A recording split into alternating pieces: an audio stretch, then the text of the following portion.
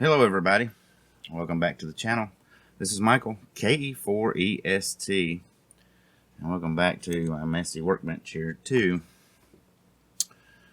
As you can see, I'm gonna have to do some cleaning around here, but I've got 2 or 3 projects going on here, and you'll see some of them later. Anyway, let's get back to this here. This is the Heathkit IM1202 that I showed in the last video, and I'll show you what I've done here.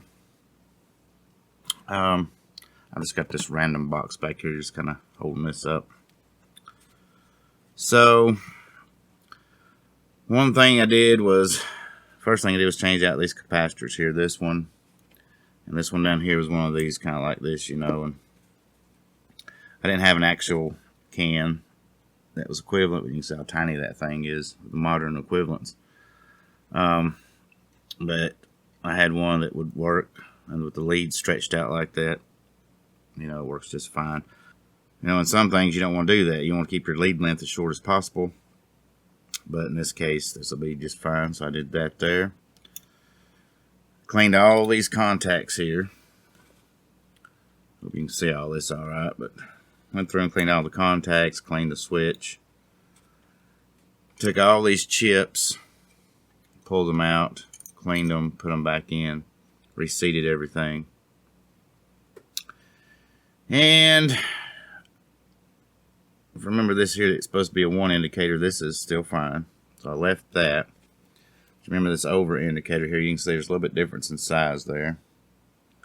I think this one here, zoom in just a little bit here on this. Let's see it just a little bit better. I think this is like a standard NE2. So replace that, but it'll light up enough to go through here, so the mask, so we can see if it's over indicator. And I replaced these plus and minus. Then I remember though too, I remember Charlie saying that it don't really matter. I remember now, you know, these would burn out or didn't work or whatever, and him saying it doesn't really matter because this switch, you know, it locks into plus. Back off just a little bit here. You know, the switch down here, minus or plus. If you know it's in the plus, it's a plus. You know, it's like the older meters, you know, you got a plus, DC minus switch you flip back and forth to. It ain't automatic. So if it's in plus, why do you need that? So, you know, as I was going through, I was like, oh, I remember him saying that. But I went ahead and replaced them anyway. It's not the fatter kind that was in there. This is a round type of a neon lamp that is made for like indicators, like decimal points and indicators and things like that. Like if you had a row of these and something like a frequency counter or a clock or something, and you want to put 2, and you don't want to use the little bitty ones that's built in here. You want to use these in between, say, and put these, spread these a little further apart, and you have a colon there. I'll move this over here for your clock, or if you want to put them down here and put one here and here and here. If you had a row of these Nixie tubes, you know, like a frequency counter or something, the dot would move back and forth, and you could see it a lot better. These are new old stock too, but I found those and stuck those in there. Cleaned everything up really good, and you know, that's about it. So let me move the lighting just a little bit here and see how this is going to go. We'll go ahead, and I've got everything set. Oh, let me show you one other thing I did real quick here. These knobs. Remember, one knob was turned, you know, when it was on, it was in the wrong position. And I kept thinking, you know, it's got these, bring the light back over here. It's got these inserts in here. And I thought, come on, Charlie, I hope you didn't glue that for whatever reason.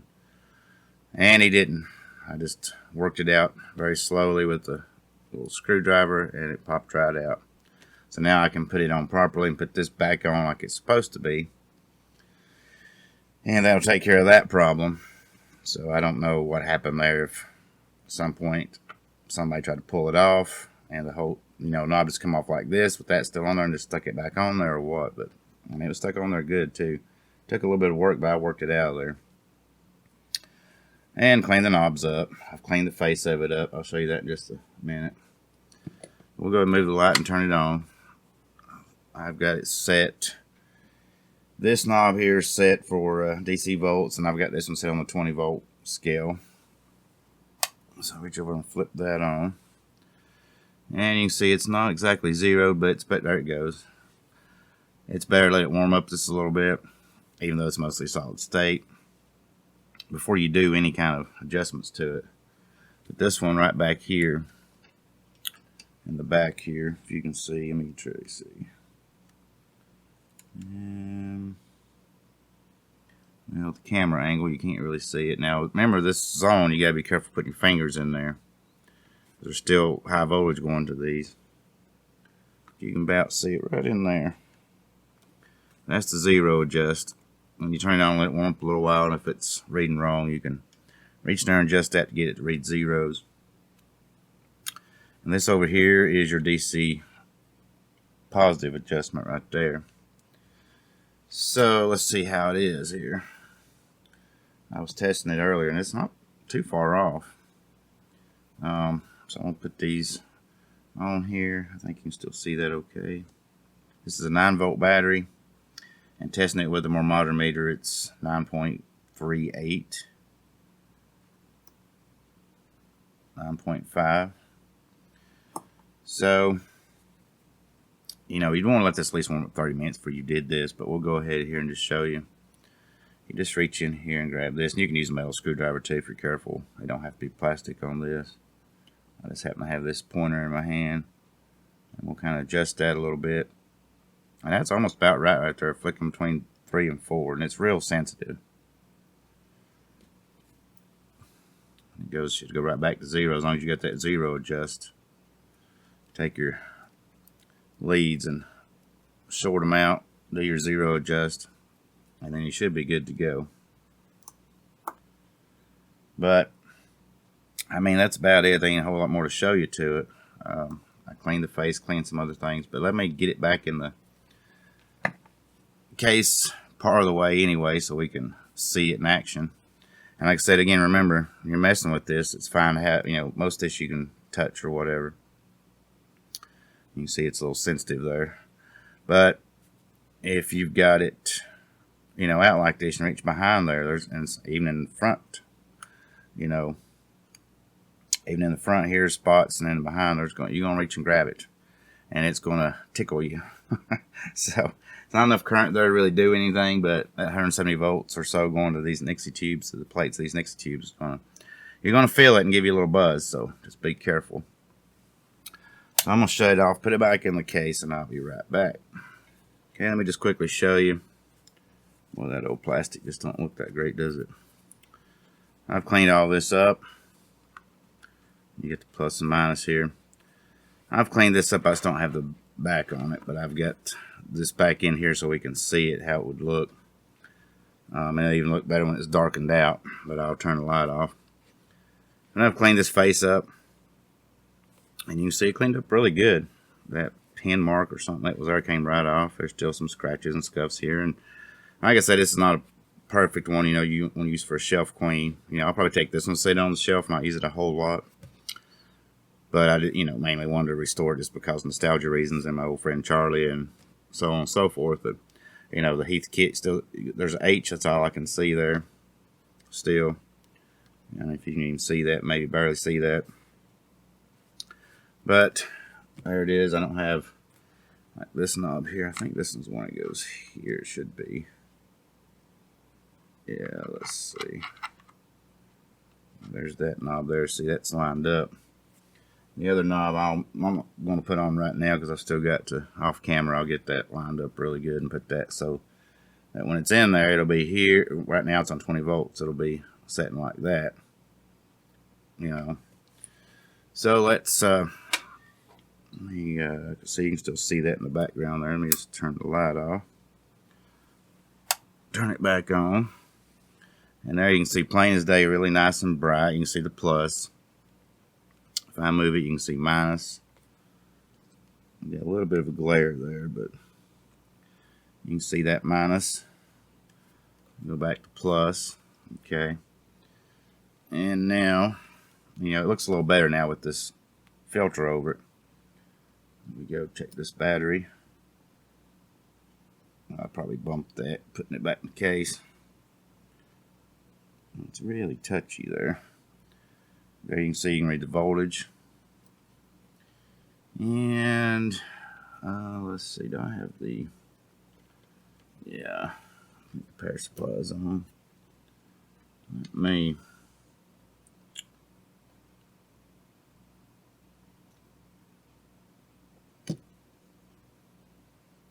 there we go. Get the power supply on. There's 11 volts as it goes up. I should see the over because it's on 20 volts.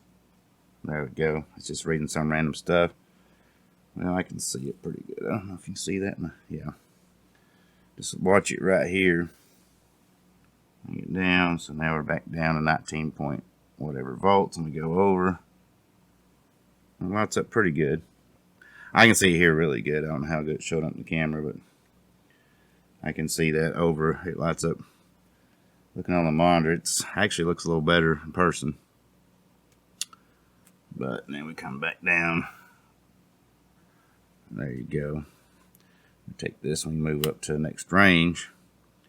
So you don't get as much precision. But now we should be able to go way on up there. Yeah, there's 30 volts. I think it's what this will do, yeah. There's back to 15 volts. 15.4. But that's it. Turn the light back on here. And let me tell you one thing real quick before I end this video. These, you know, I was going to just mention something. Some things you learn from experience, some things you learn from others, you know, over the years that you do this stuff. Like, and I'm talking about capacitors. Like, I remember the first time I come across what they call black beauties. You know, it's the black capacitors with straps on them. That took me a while to figure that out and how to read those things, and I found out those things are just junk after. It don't take many years at all. Them things just go out. That's one of those times when you just, you know, if you're on the fence about reforming capacitors, or if you're one of those, whatever, maybe, sort of, because you're into it's a guitar amp or something, and you're like, I don't know, maybe I want to, man, those black beauties, get rid of those things. Those things are nothing but headache, and they'll kill your transformer or something. You're going to have issues, so I wouldn't fool with those at all. And I've seen, since then, I've seen other YouTubers, because I watch YouTubers too, like Mr. Carlson's Lab and the Radio Shop and a couple other guys, you know, that work on this stuff, and they've mentioned the same thing about the black beauties and the seal tights and some of the other capacitors. I've never heard anybody mention these, but I've run across these a few times, especially with this Heathkit stuff. It's called Temple. It's an electrolytic capacitor, and this is what was holding this from working. I changed out that one big capacitor, and I changed out the other capacitor, and as I was doing it, I was just kind of turning it on, checking it to see, you know, was it the capacitors, or was there something else in the circuit causing this thing not to work right? As soon as I changed that out, this thing started working right. It was off a little bit, had to be adjusted, you know, 0 was out and stuff, but ohms worked. I could check resistors, and what was fine, I took a 1K resistor and put it across the 1K resistor, like it was a 0.01% or 0.1% tolerance. It was reading 998 on this here without any calibration. I was like, well, that's pretty good for all these years or whatever. So, and then, I don't know if I'm going to make a video on this, but over here is another project.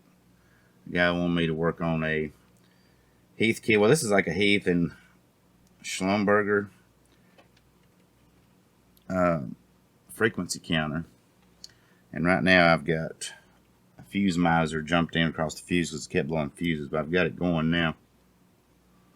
And you see I've replaced the caps in it. This is a booger to get this thing out of here properly. And I've still not finished it up. You can see that. Some wire still hanging here and whatever. I had to take it out. But same thing in this. This was blowing fuses. The first time I hooked it, they said it wasn't working. So I took it and he said he hadn't plugged it up in a while, so I plugged it up, turned it on, just to see what would happen, check some voltages. And I smoked a capacitor over here. One of these tandem capacitors went up in smoke. I thought, well, that's interesting. And then the fuse blew.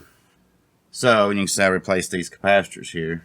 I went in and here it is. This right here, one of these is over here.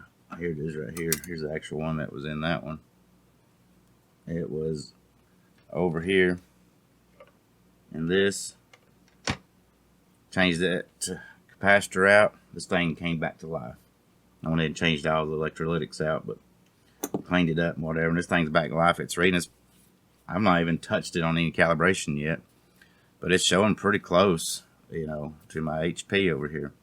And HP, you know, is got a time, you know, accurate GPS time base tied to it. What's nice is this one, even though it's a cheaper, you know, hobbyist one or whatever, it does have an input in the back for that. Some of them don't, so that's pretty nice if you want to run GPS discipline oscillator into this.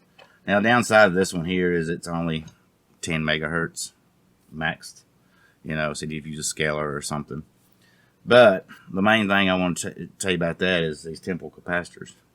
If you see these in anything, and some of this stuff come out in the 70s and 80s, you know, so they're not like real ancient like stuff from the 30s and 40s.